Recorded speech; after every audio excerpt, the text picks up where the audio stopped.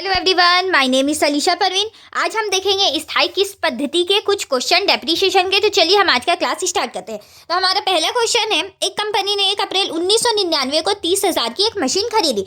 आगे बोल रहा है इसी वर्ष 1 अक्टूबर को, मतलब इसी वर्ष में 1999 को ही 1 अक्टूबर को एक और नई मशीन 10,000 में खरीदी, जिसकी स्थापना पर 2,000 खर्च किए। आगे बोल रहा है 1 अक्टूबर 2001 को कंपनी ने 1 अप्रैल 1999 में खरीदी हुई मशीन अप्रचलित हो जाने के कारण 14,000 में बेच दिया। फर्स्ट वाला जो हमारा 1 अप्रैल 1999 को 30,000 का खरीदे तो वो हम 14,000 में बेच रहे हैं। वो कब बेच रहे हैं? 1 अक्टूबर 2001 में। आगे बोल रहा है प्रत्येक वर्ष 31 मार्च को संपत्ति की मूल लागत पर 10% वार्षिक दर से ह्रास लगाया जाता है।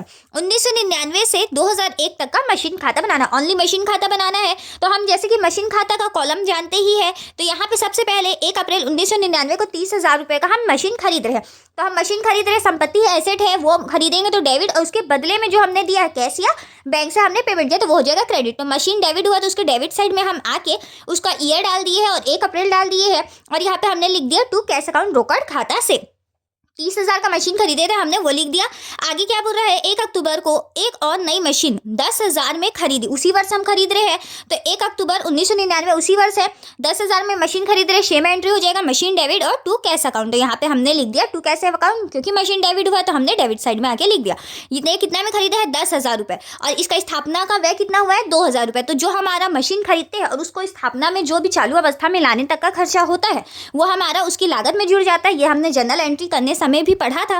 तो हमारा टोटल ये 1 अक्टूबर वाले मशीन का वैल्यू कितना हो गया? 12,000 रुपये। अब हम इसका डेप्रिसिएशन लगाएंगे तो 1 अप्रैल है तो इसका डेप्रिसिएशन कब लगेगा? वित्तीय वर्ष के लास्ट में 2031 मार्च।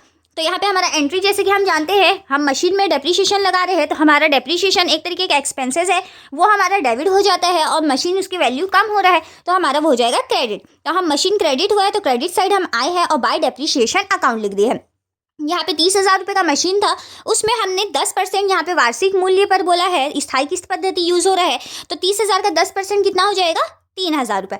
आपको अब नेक्स्ट वाले मशीन का डेप्रिसिएशन निकालने को ध्यान देना होगा। ये टोटल 12,000 है, तो आप डायरेक्ट 12,000 का 10% नहीं निकाल सकते, क्योंकि यहाँ पे 1 अक्टूबर को खरीदा जा रहा है। तो 1 अक्टूबर से आपको 31 मार्च गिनना होगा। तो अक्टूबर, नवंबर, दिसंबर, जनवरी, फरवरी, मार्च, तो हमें क्या होगा इसमें 6 मंथ का, 6 मंथ का हम डेप्रिसिएशन निकालेंगे। तो यहाँ पे हमारा कैलकुलेशन कैसे हो जाएगा? 12,000 का आप 10% पहले करिएगा और 6/12, क्योंकि 6 महीना केवल यूज़ हो रहा है। पहला वाला मशीन तो साल भर 12 महीना यूज़ हुआ था, तो उसमें हम नहीं किए थे, डायरेक्ट 10% निकाल दिए थे। तो यहाँ पे हमारा 6 मंथ यूज़ हो रहा है, तो हम यहाँ पे जब 12,000 का यहाँ पे कैलकुलेशन करेंगे 6 मंथ का, तो ये हमारा आ जाएगा 600 रुपये। तो टोटल डेप्रिसिएशन का अमाउंट कितना बन गया? 3,600 रुपये। तो हमारा 30,000 से 3,000 रुपये माइनस हुआ डेप्रिसिएशन का, तो पहला मशीन का 27,000, और यहाँ पे दूसरा मशीन का क्या हो जाएगा? 12,000 रुपये से 600 माइनस हुआ तो 11,400 रुपये। अभी हमारा नेक्स्ट ईयर ट्रांसफर हो जाएगा, तो नेक्स्ट ईयर हमारा क्या होगा? 2,000 और 1 अप्रैल बैलेंस लेके आएंगे, तो यहाँ पे हमने बैलेंस ले आया।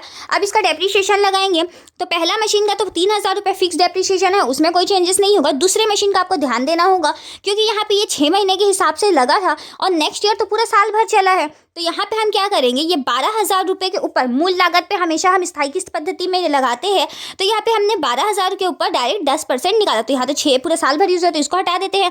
तो यहाँ पे हमारा 10% कितना हो जाएगा? 1,200 रुपये। आपको हमेशा ध्यान रखना है मूल लागत के ऊपर निकालना है। यहाँ पे हमारा ये बैलेंसिंग फिगर में नहीं लिखिएगा। तो यहाँ पे हमारा 3,000 और 1,200 मिल गया। इस वर्ष का कितना हो गया डेप्रिसिएशन का अमाउंट? 4,200। अब 27,000 से 3,000 गया तो 24,000 बना।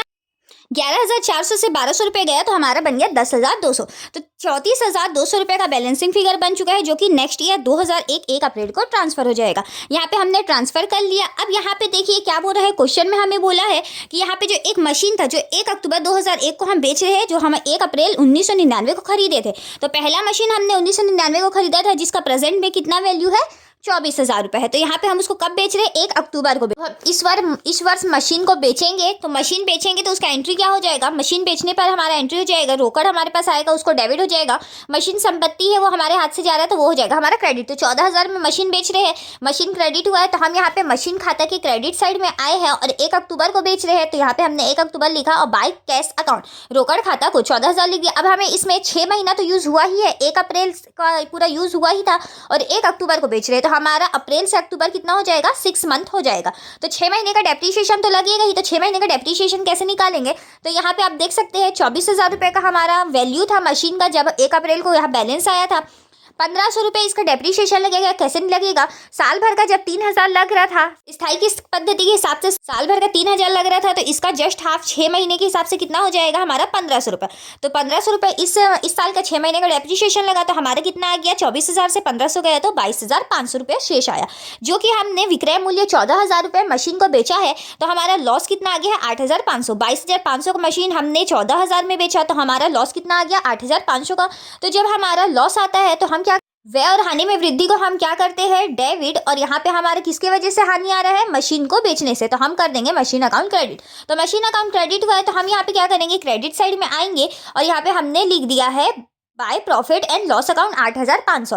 और डेप्रीशिएशन हमारा जैसे कि लगा है, तो हमारा डेप्रीशिएशन डेबिट होता है और मशीन क्रेडिट होता है। तो हम क्रेडिट साइड में आके बाय डेप्रीशिएशन अकाउंट, और यहाँ पे हमने मेंशन कर दिया 6 मंथ का 1,500 रुपये हमारा डेप्रीशिएशन का हो गया, 8,500 हमारा लॉस हो गया है, 14,000 में हमने मशीन बेचा है। और यहाँ पे अब बाकी जो मशीन बचा है 10,200 वाला जो मशीन बचा है उसमें तो डेप्रीशिएशन लगेगा ही, और वो भी स्थायी किस्त पद्धति के हिसाब से लगेगा जो कि लागत पे लग रहा है।